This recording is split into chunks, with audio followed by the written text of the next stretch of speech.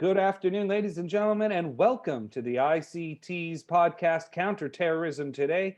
I'm Itai Handman, and we have a wonderful show for you today. We are going to be focusing on the Palestinian issue, the Palestinian elections, relationships between Israel and the Palestinian Authority, Hamas, the Gaza border, East Jerusalem, and much, much more. And here to speak to us today about that is Dr. Michael Barak, Senior Researcher and Project Manager at the International Institute for Counter-Terrorism out of the IDC. He serves as a team leader of the Global Jihad and Jihadi Websites Monitoring Group and the Team Research Manager of the ICT Cyber Desk.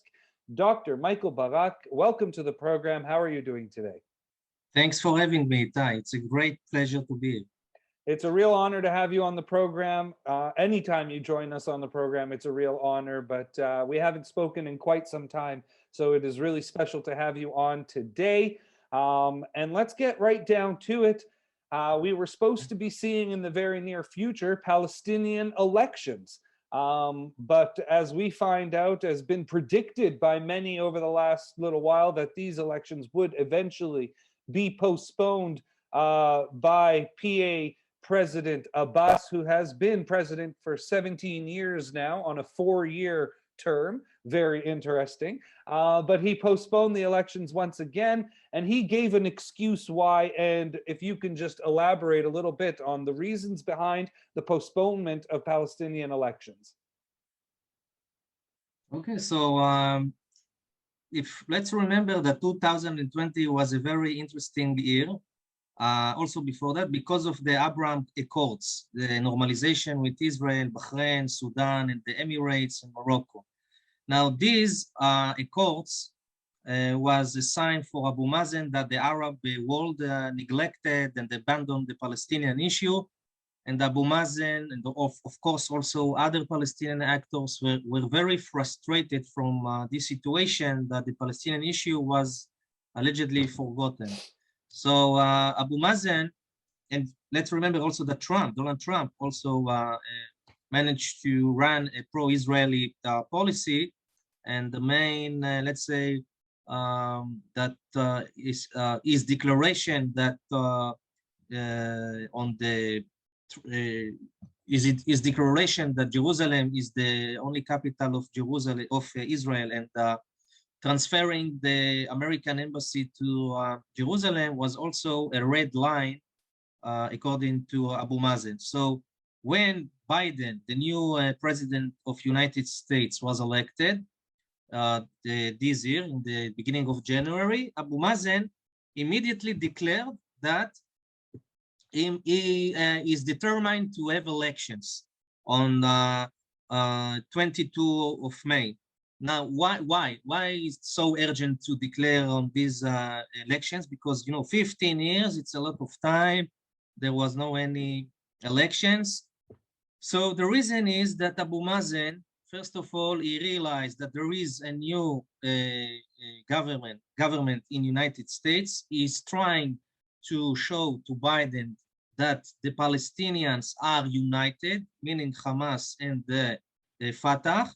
And there is only one address that you can ask, only one address to ask. What does it mean? That Israel, it's very convenient for Israel that there is a split between the Palestinian Authority, between Fatah and the Hamas, because you don't know if you sign with one of the actors, if the other actor will respect it.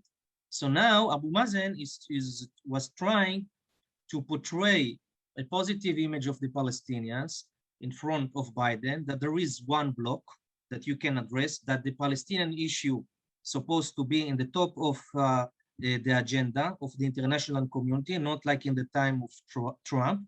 And it's also an attempt to have a pressure on Israel to renew the peace process, knowing that Biden will be part of that. And also, by the way, Egypt and Jordan also, they are also played a significant and important role in the mediation between the Fatah and Hamas, because they are interested, to calm down the situation, that there will be not a violent actor in the arena.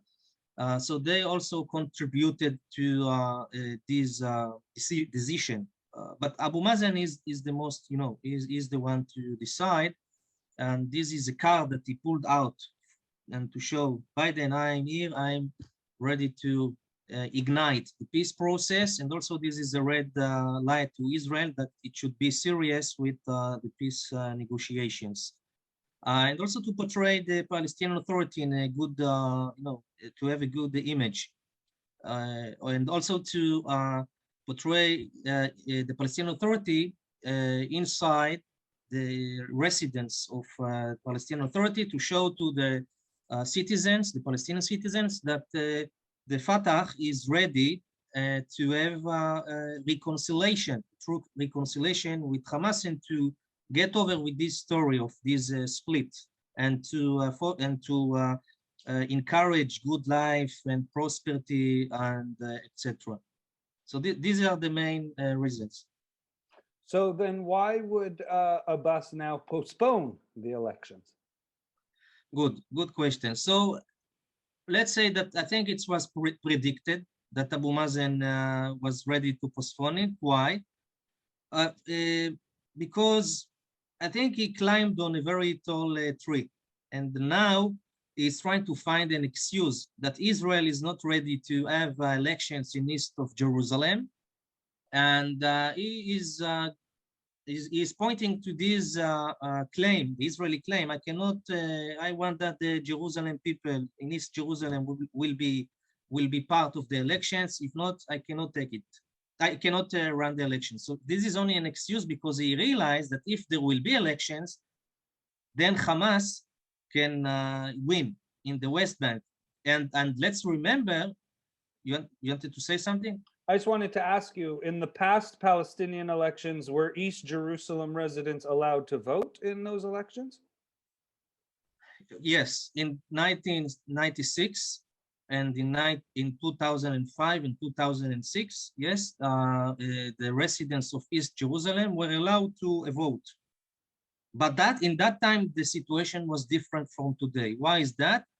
Because, after Donald Trump, Jerusalem, this is let's say a big, colossal diplomatic achievement for Israel. So when Donald Trump declared that Jerusalem is the united capital of Israel, and he transferred the American embassy to Jerusalem, Israel is interested to keep this achievement.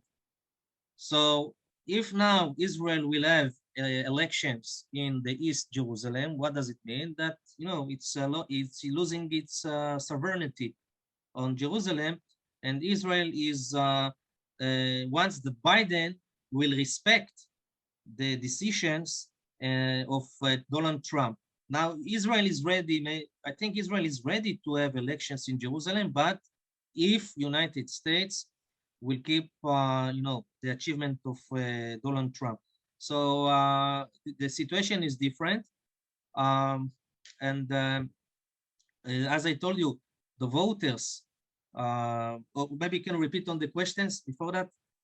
Just if, what is the reasoning behind Abbas's excuse here to cancel elections? And you were saying that it has to do with East Jerusalem. And I'm just wondering, is that just an excuse, or is that legitimate reason to not hold the elections? No, I think it's an excuse. Look, Fatah and until today, also Abu Mazen, they are in trauma from 2006. There were elections, and in 2007, Hamas took over Gaza Strip, captured and kicked out Fatah members from Gaza. There was a catastrophe. And from that time, the split only became deeper and deeper.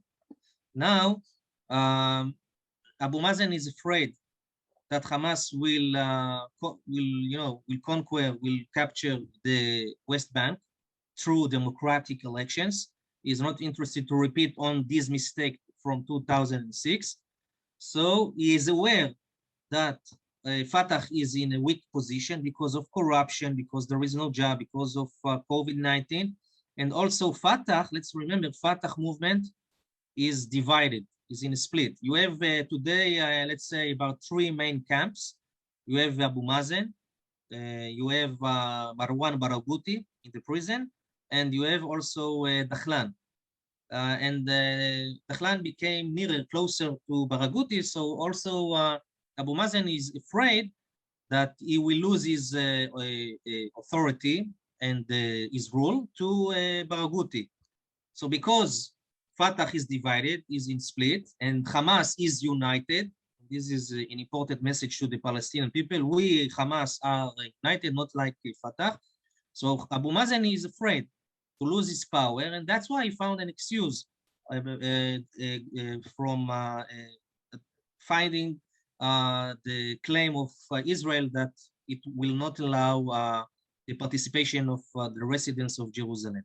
So it's only an excuse. As I told you, Abu Mazen climbed on a tall tree, and now he's trying to climb down. So, what provoked, in your opinion, the riots or the demonstrations in East Jerusalem, where we saw Jewish extremists going and attacking Arab residents? We saw Arab extremists going after Jewish residents. It spilled over into other West Bank centers like Hebron. But what started that little clash, and has that sort of been quelled now? Is it going to be quiet on that front? What sort of started that? Okay, so ask me two questions. Let's give the big context, the larger context. So it's a combination of several factors. First of all, we are in the months of Ramadan, you know, the most important months in the Islam. So there is a high sensitivity to things, to how the Israeli police is behaving to the prayers. So I think there was a mistake by the Israeli police to close the entrance to the stairs in Nablus gate, although the Israeli police had the good intentions because in order to prevent crowded audience because of COVID-19. But those Muslims who came to pray, they unfortunately they gave false interpretations that this is how to say was a sort of insulting the Muslims in Ramadan months. This is not was the meaning by the Israeli police, but this is what the result. So this is one factor. A second factor, the closure of the entrance to Nablus gate. You know, because in the time of Ramadan, the young people, the Palestinians, they like to hang around in this place, and now because they close it, the young people, the Palestinian young people, they don't know what to do, so they manage to show their frustrations by eating and damaging Jewish citizens. Now there are other factors. If you remember the TikTok phenomena, which named the Intifada of the TikTok, it begins as let's say hoax or Palestinians filmed several Jews how they hit them, and they uploaded that to TikTok, and then it became viral. Now Hamas, it's important to know that Hamas is very eager to see such things of violence. It takes Hamas usually when it finds this sort of videos, it takes these videos and it disseminates these videos in its own channels, in social media networks, innocent ones like a Shihab agency, and then it became viral. And when it became viral, it's very difficult to stop. And Hamas is interested to inflame the arena in Jerusalem. Is interested. This is part of the Mukawama, part of the resistance. So he also said it that Hamas that this is a good way how to fight and to weaken the Israeli authority by finding innocent people in the street, Jews, beat them, and then to upload this to the video in order to create this atmosphere of fear and and worry. So another factor is also other minor factors is that young Palestinian people are frustrated from the high fines that must be seen, קנסות, the high fines that the Israeli police gave to them because of COVID-19. There is also the issue of Jewish families who got inside to live in East Jerusalem. So this is also the increase the hate and the mistrust in the Israeli authorities, and also because of the elections, as we mentioned in the beginning of this podcast. Hamas is interested to intensify this violence and exploiting the sensitive feelings of the Muslims during the Ramadan months, because Hamas is interested to show that he is identified and has a sympathy to the feelings of the Palestinians in East Jerusalem. So this is why Hamas, not only in social media networks, but as we know, he also fired rockets to south of Israel to show that we are with you, with the Palestinian in East Jerusalem. But this was an attempt by Hamas to win the minds and the hearts of the Palestinians, especially because there are elections. So that brings me to my next question: is what erupted on the Gaza border this week? Normally, we would look at it and say, oh, usual stuff that happens in Gaza. But since the pandemic hit last year, it has been relatively quiet on the Gaza border. There have not been many rocket attacks. The riots have gone away completely from the border. Everything has just been very relatively quiet from that sense. By no means has Hamas stopped wanting to destroy Israel, and by no means has Israel looked at Hamas as some new peace partner. But having said that, it has been quiet there, and has been quiet there for probably the longest period in several years.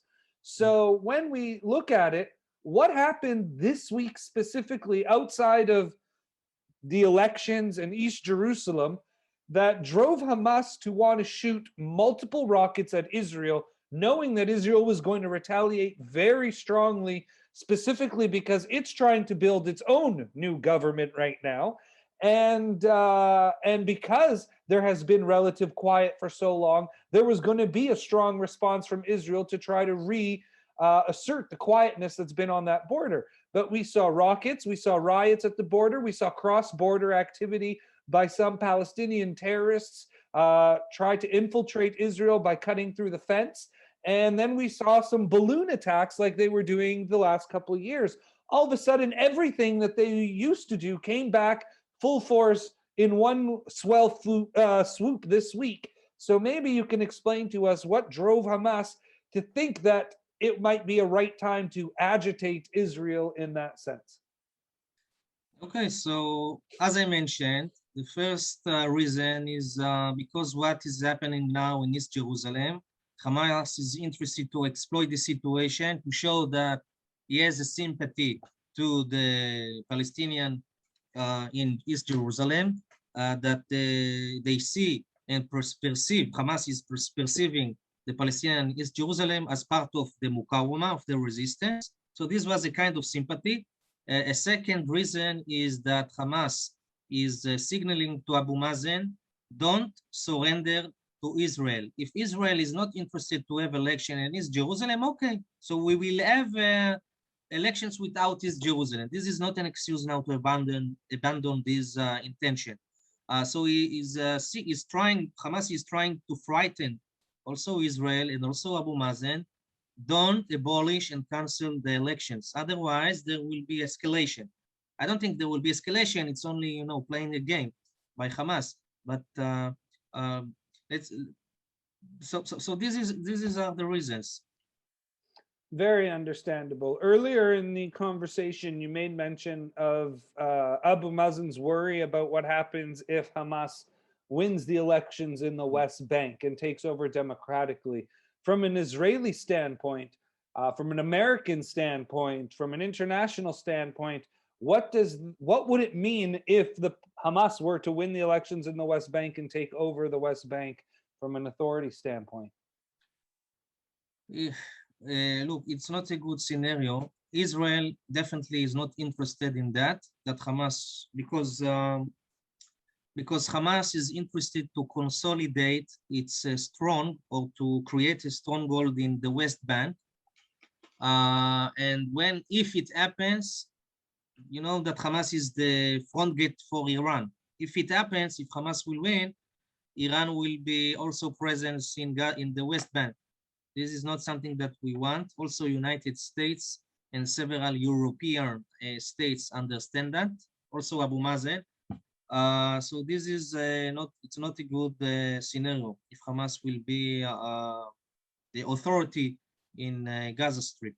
But for Hamas, if he is managing to win in this election, although Hamas is not interested to be in the first place, to be the winner, even if he will be in the second degree, he wants, as I said, he wants to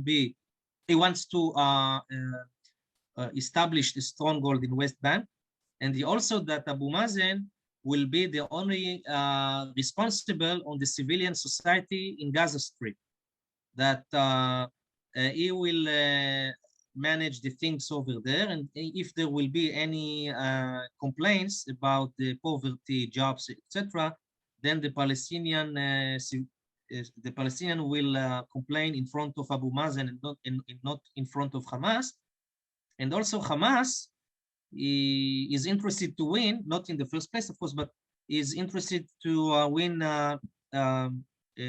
international legitimization, that he will be perceived as a let's say peaceful actor, but it's not like that. Perhaps I should mention something very important, because now, or you wanted, I should mention that because Abu Mazen already decided to postpone the elections, claiming that Jerusalem is part of the democratic process, and now because Israel is opposing to include the Palestinians over there, he cannot having these elections. So Hamas, let's say, is trying to take advantage of this development and to inflame the environment, to inflame the arena in Jerusalem and other cities in Israel. And I think on this month, on May, we have several important dates which can be very, let's say, have a high potential for collision and security escalation. I'm speaking about these 8th and 9th of May, Laylat al-Qadr and the Jerusalem Day. Laylat al-Qadr, if the audience does not know what is that, this is the night when the Quran was revealed to the Muslims. This is the most sacred day in the Islamic calendar. And according to the Islamic faith, Muslims should dedicate themselves to pray more to God, because in that day, the prayers are being accepted more by God. And also ISIS, by the way, is calling to do more jihad actions against the infidels, because God is, in this day, God is accepting these goodwill actions. So Laylat al-Qadr, there is an high potential for security escalation. Also 15th of May, the Nakba Day. And Hamas already in social media network disseminate messages. Look what Abu Mazen and Israel are doing. They are interested to Judaize Jerusalem. They are not interested that Palestinian East Jerusalem will be part of the Palestinian nation. So let's take an action, and we'll have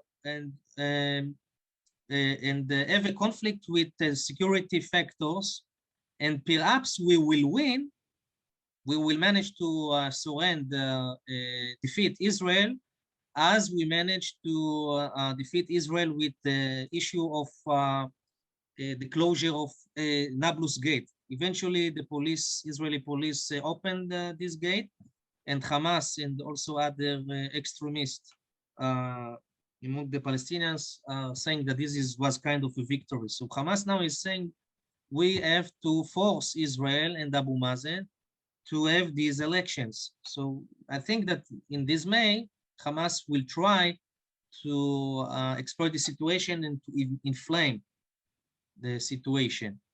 But the Israel security factors and also in the Palestinian Authority are taking calculations and are ready for these kinds of developments.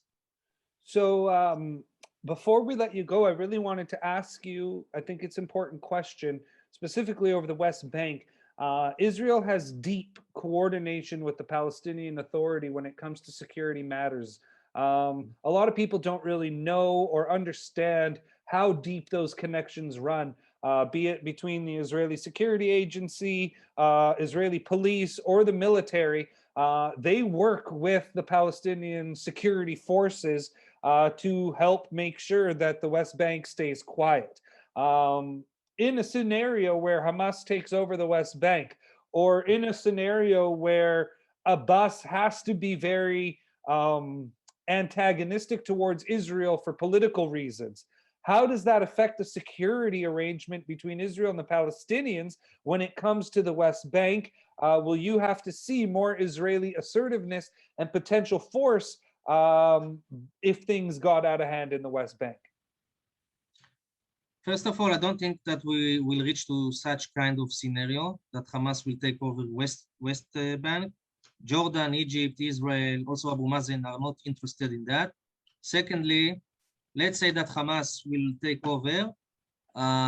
Still, we have Fatah members inside the government, inside the Palestinian Authority, and I don't think they will force Hamas to accept the Oslo agreements.